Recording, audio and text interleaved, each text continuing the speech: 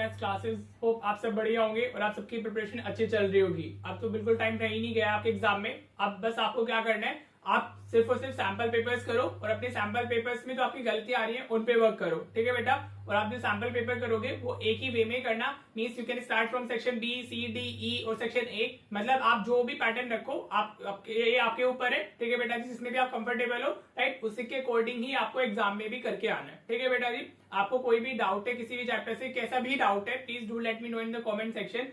जो भी आपको सीखना है, जो भी आपका रह गया है, जो भी कुछ आपका बच जाता है, वो सब आप कर लीजिएगा, ठीक है बेटा। हमारे 11 चैप्टर्स कंप्लीट हो चुके हैं, 3 चैप्टर्स हमारे रह गए हैं। आज हमारा मैं सरफेस एरिया एंड वॉल्यूम से स्टार्ट कर रहा हूँ। पूरा हमारा फॉर्मुला बेस्ड चैप्टर है। होप आपने फॉर्मुलाज लर्न कर लिए होंगे। अगर आपने नहीं किए सरफेस एरियाज एंड वॉल्यूम्स के फॉर्मुलाज लर्न, तो प्लीज आप फॉर्मुलाज लर्न कर लो, क्योंकि जब तक आपको फॉर्मुलाज लर्न नहीं होंगे तब तक ये चैप्टर नहीं होने वाला है, ठीक है बेटा जी। अगर आप चैनल पर नए हैं तो आप प्लीज प्रीवियस वीडियोस देख लीजिएगा, ताकि आपके जो 11 चैप्टर्स है वो अच्छे से कवर हो चुके, ठीक है बेटा जी। तो चलिए आज की वीडियो स्टार्ट करते हैं। आप अपनी वीडियो क्वालिटी को अपनी 720 पिक्सल पे सेट कर लीजिए, ठीक है बेटा। देखो मैंने क्वेश्चन लिया आपका ये फर्स्ट ऑफ ऑल 25 के पेपर में ही आया है, सीबीएसई 25 के पेपर में है स्टैंडर्ड में। हाँ जी, हमेशा पेपर मुश्किल नहीं आएगा, ध्यान रखना। सिर्फ आपका कोई एक सेक्शन टफ होगा, बाकी सब इजी होंगे। फॉर 5 मार्क्स 25 में हर एक सेट के अंदर आपका 5 मार्कर में इस चैप्टर से क्वेश्चन था, ठीक है बेटा। सीधे सीधे 5 मार्कर दिया होता है। सिर्फ एक सेट था जहां पर इससे केस स्टडी दी हुई थी और उसमें एमसीक्यूज डाले हुए थे, ठीक है बेटा जी। देखो क्वेश्चन को पढ़ो। सबसे पहले सबसे जो इसमें इंपॉर्टेंट होता है वो होते हैं इसकी शेप। अगर आप जो भी आपको स्ट्रक्चर इसमें सॉलिड दिया हुआ है उसकी अगर आप शेप बना लोगे तो आपके लिए बहुत इजी हो जाएगा, ठीक है जी। तो पढ़ लेते हैं क्या दिया हुआ हमें। A solid toy is in the shape of a hemisphere surmounted bye a right circular cone, ठीक है बेटा। एक इस तरीके का हमारा टॉय है, हाँ जी। एक हमारा क्या है, उसमें कोन है और दूसरा क्या है, हेमिस्फीयर है, ठीक है बेटा जी। इस तरीके से आप इसको बना सकते हो, ठीक है। This is the shape of your हमारा फिगर, मतलब शेप ऑफ द टॉय, ठीक है। अ कोन सरमाउंटेड बाय अ हेमिस्फीयर, ठीक है बेटा जी, राइट। चलिए अब देखो, the height of the cone is 2 centimetre. आप इधर ही लेबल कर लेना अपनी चीजों को। ये सपोज ये this is what height of the कोन हो गई, तो यहां से यहां तक हमें कितना दिया हुआ है, 2 सेंटीमीटर दिया हुआ है। Height of the cone is what, 2 centimetre. आप डायग्राम मतलब क्वेश्चन पढ़ते जाओ और डायग्राम बनाते जाओ, ठीक है जी। Then what you are provided with, and the diameter of the base is 4 centimetre. Diameter of the base means ये हमारा क्या है, यहां से यहां तक हो गया हमारा 4 सेंटीमीटर, ठीक है बेटा। अगर डायमीटर 4 सेंटीमीटर है तो रेडियस हमारा कितना हो जाएगा, 2 हो जाएगा ऑफ कोर्स, ठीक है बेटा जी, राइट। आपसे पूछ रहे determine the volume of the toy, also find the surface area of the toy. देखो जब हम वॉल्यूम की बात करेंगे तो वॉल्यूम फाइंड करना बहुत इजी होता है, ठीक है।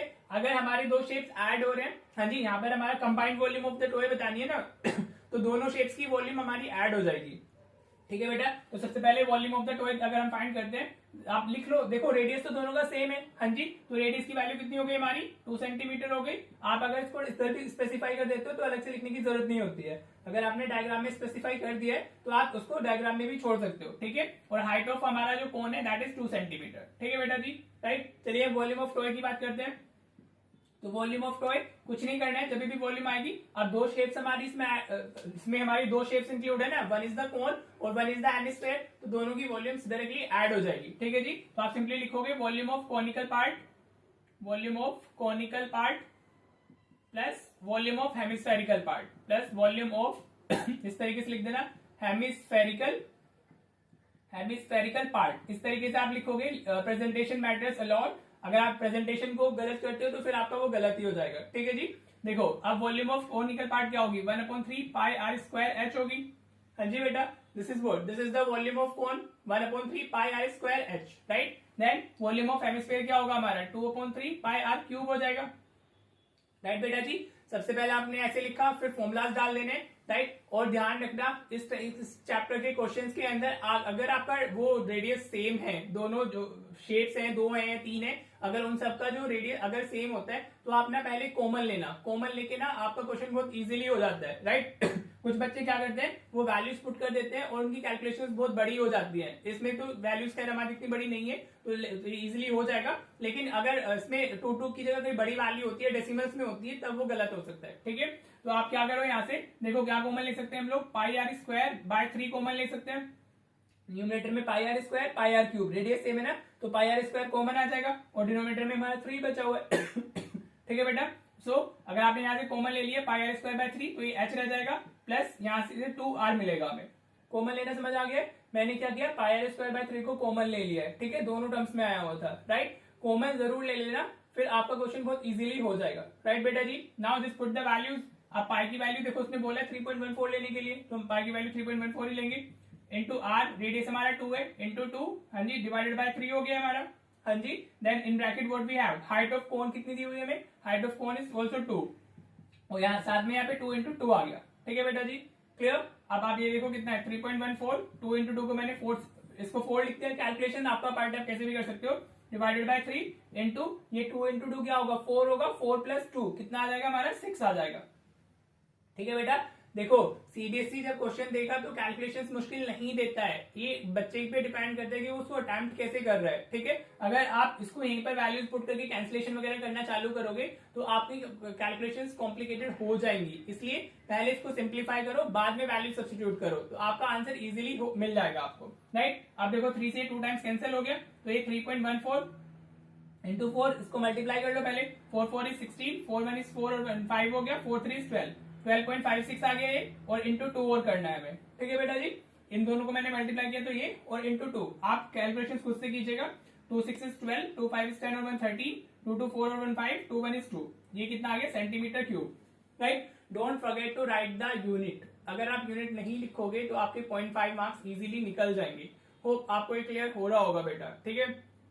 तो इस तरीके से आपने किया, 2.5 मार्क्स आपके हो गए, हो सकते हैं 3 मार्क्स मिल जाए आपको यहाँ तक, राइट। फिर उसने ऑल्सो पूछा, आपको बोला गया है also find the surface area of the toy, ठीक है बेटा जी, राइट। तो अगर मैं इसमें सरफेस एरिया ऑफ टॉय की बात करता हूँ, सरफेस एरिया ऑफ टॉय वो भी हमें बताना है, दोनों ही क्वेश्चन दे दिए आपको, ऐसे ही क्वेश्चन आएगा, if it is a 5 marker तो आपको दोनों ही फाइंड करने होंगे, वॉल्यूम भी और एरिया भी। तो सरफेस एरिया ऑफ टॉय, तो हमारा वो क्या आएगा, देखो इसमें आएगा हमारा CSA of conical part, CSA of conical part plus CSA of hemisphere.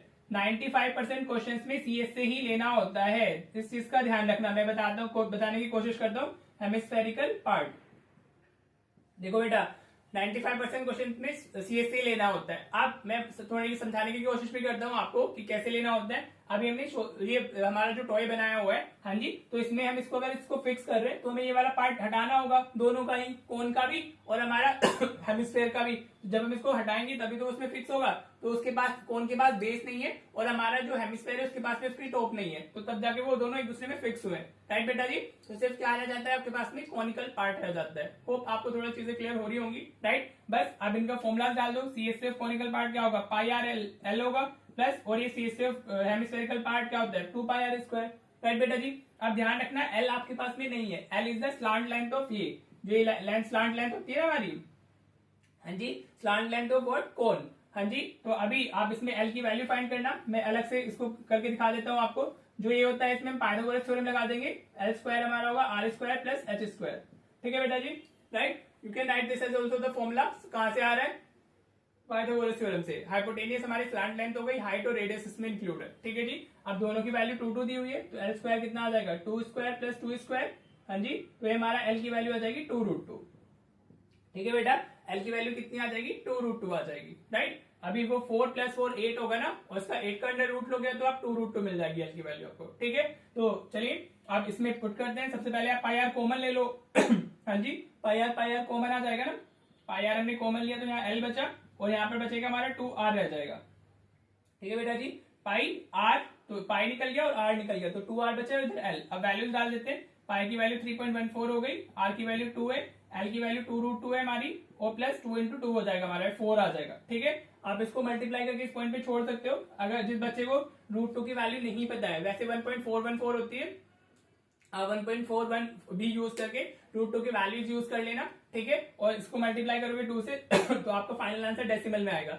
अगर आप इस वाले स्ट्रक्चर में छोड़ करके आओगे तो आपके 0.5 मार्क्स डिडक्ट होंगे। ये उन बच्चों के लिए जिनको √2 की वैल्यू नहीं पता है, बाकी √2 की वैल्यू 1.4 है और वो क्वेश्चन में दे भी देगा, राइट बेटा जी। तो आपको यूज करके फाइनल आंसर डेसिमल्स में लिखना है, ठीक है बेटा जी। तो don't forget to write the unit again. Area था तो सेंटीमीटर स्क्वायर, राइट। ये क्वेश्चन था, देखो कितना इजी था, लेकिन थोड़ा सा डेफिनेटली कैलकुलेटिव होता है, लेकिन अगर आप कॉमन लेके करोगे तो वो आपका डिफरेंट कैलकुलेशन से बच सकते हो, ठीक है बेटा जी। होप आपको ये क्लियर हुआ होगा। कुछ नहीं है, फॉर्मुला बेस्ड चैप्टर ये है। फॉर्मुला बेस्ड चैप्टर है। डायग्राम अच्छे से बना लो, डायमेंशंस क्लियर होनी चाहिए कि हाइट की वैल्यू क्या है, रेडियस क्या है, स्लांट लेंथ क्या है, वो सब आपको क्लियर होना चाहिए। And if it is clear to you तो आप इस क्वेश्चन को इजीली कर लोगे, बहुत मजे मजे में हो जाएगा। ठीक है बेटा जी, होप आपको क्लियर हो गया होगा। होमवर्क में आपको क्या करना है, आप को एनसीईआरटी के क्वेश्चंस करने हैं। एक्सरसाइज 12.1 फर्स्ट 3 क्वेश्चंस कर लेना या फर्स्ट 4 क्वेश्चंस कर लेना, मतलब वो आपकी खुद की चॉइस है, आपकी मर्जी है, आप जितना करना चाहो वो कर सकते हो। ठीक है जी।